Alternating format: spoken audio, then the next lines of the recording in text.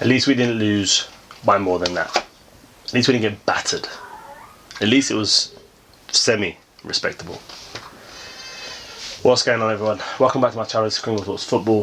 Before we go any further, if you're new to the channel, hit the subscribe button. Follow me on the channel, on the journey. Hit the notification bell. Every time I upload a video, you'll be notified. Follow me on Twitter and on my podcast journey. At Kringle Talks Football, at Miss CJ Wright on Twitter. All the description in there below. It wasn't an expected day for Arsenal, reality. So is that positive? As usual, line-up for the day. Lineups, good bad performances, what it means going forward into Thursday night's game against Benfica, and then a bit of a closing and a little bit of a touching statement on the Benfica game coming Thursday. So let's do it.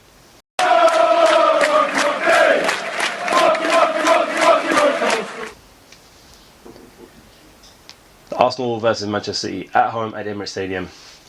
It was a chance for us to capitalise on the results in and around us. So the likes of Liverpool losing, Chelsea drawing, Spurs losing today. It allowed us to at least climb up the table with a bit more about us, a bit more something going on today, than just us turning up against Man City and sort of rolling over and allowing them as many goals as possible. So the lineups were on the screen. We made a few changes. It was Leno in goal. Holding came in alongside Pablo Mari, who I didn't expect to start, but I was relatively okay with that. Kieran Tierney came in as well. Mohamed Elneny came in for Dani Ceballos, and then Pepe came in for Emil Smith-Rowe. So again, a lineup I was actually alright with. You know, again, I knew we were going to make some changes. I wasn't holding out a lot from the changes or what to expect really from what was going to go on. But in terms of changes as a whole, I was more than happy with it. And so Manchester City kicked off, and within 2 minutes they had two chances on goal and scored one of them. Sloppy from our point. We recovered the ball from them. We got the ball from them and pretty much gave it straight back to them. It was like a training session at times, and I think it was Diaz played the ball out to Mahrez, who gave Tierney a very tough opening 10 minutes by all accounts.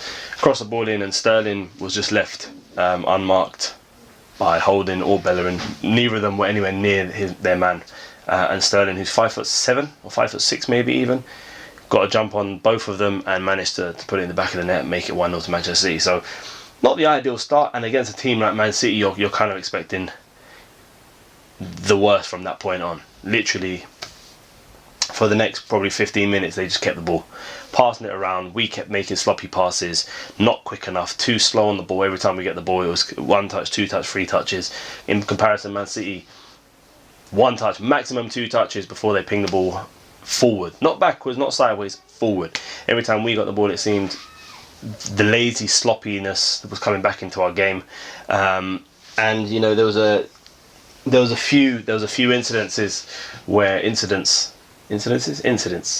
that, you know, we were just sloppy, really sloppy. There was a moment, I think Holding gave the ball away to Granit Xhaka, and rather than just hold his position, we had at that point I think it was more like a back five, because Elneny was sort of tucked in.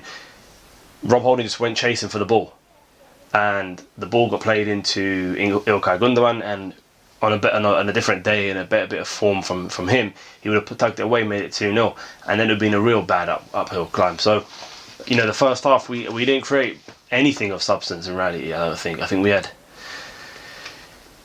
one shot which I can remember off the top of my head, which was a Kieran Tierney, more of a volley, which Ederson just sort of caught and distributed straight away. And it kind of set the precedent from then. You know, the midfield too, Granit Xhaka, quite a few times he'd get the ball and he'd be on the half turn, so it's already, his body position could have been at a start. You know, literally the ball comes into him, he's there, ready to receive the ball and turn. Every time the ball came to him, it was he got the ball there or into his feet and just played it straight back.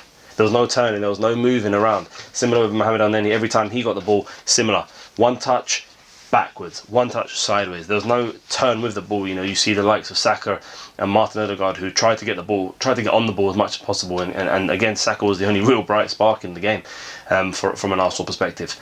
You know, second half, it was similar. Like Manchester City were just basically going through a training session with Arsenal. You know, going back to the different personnel we've got on the pitch. Hector Bellerin, probably one of his worst games for us in recent memory. Doing the usual thing where he does, where he picks the ball up, he tries to play the ball forward, and then when he does, he runs into a bit of space where another player should be. He should be on the overlap, and he just stands there. He doesn't make a move or make space. He stands right in the space where somebody else will decide to come into. And, you know, you watch the players from Arsenal in comparison to players from Manchester City, and you realise just how far off we are. Like, really, really far off. You know, even on my way home, I was thinking in terms of just the players we have in central midfield. Like, we've got Thomas Partey, he's one, and look, he's going to be 28 next season, so he's not exactly one for the future, but he's still one that has that bit of technical ability. He has the agility and the whereabouts to know what he's doing. But it was just going through my mind every time Jack got the ball and he was just passing the ball backwards or he was passing it sideways, and similar with Mohamed El-Neni, the running inshallah merchant. That's all he does.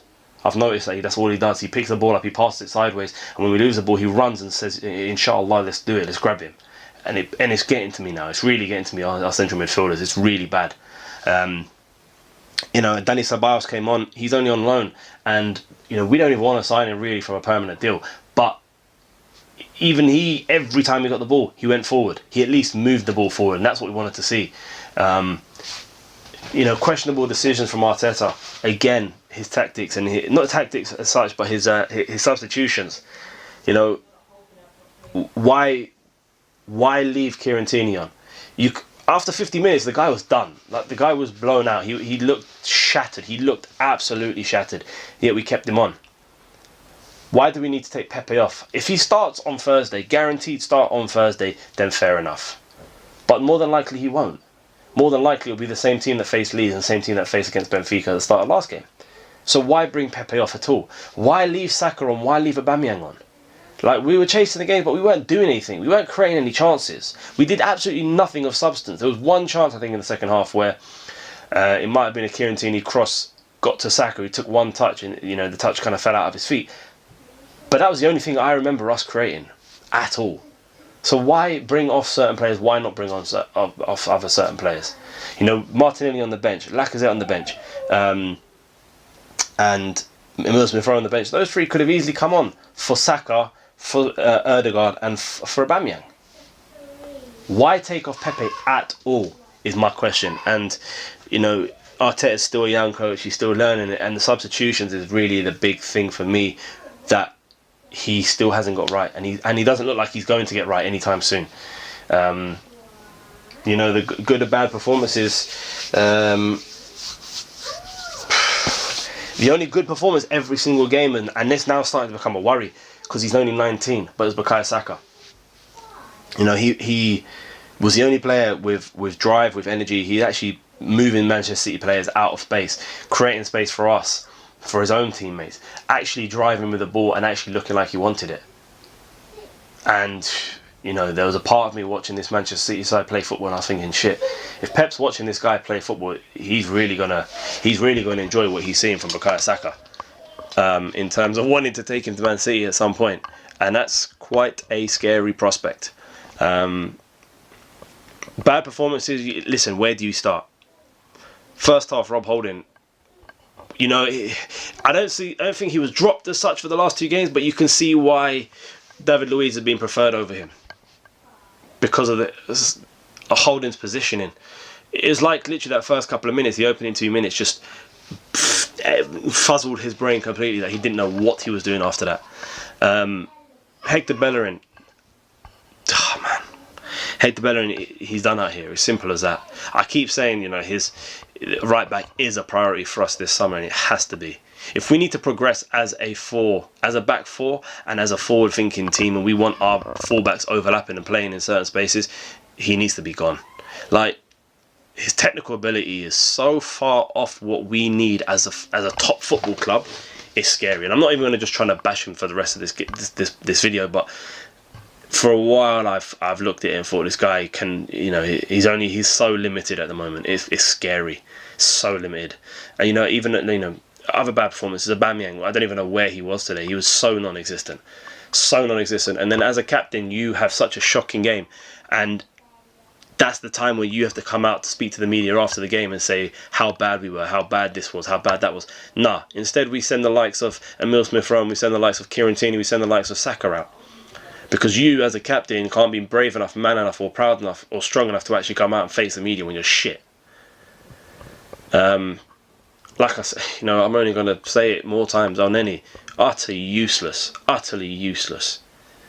Granit Xhaka today showed just how bad he is when he's not alongside a top class player alongside him. When he's got someone really, really crap alongside him, he's 10 times worse. Like, man, honestly, everything's just running through my head right now of him.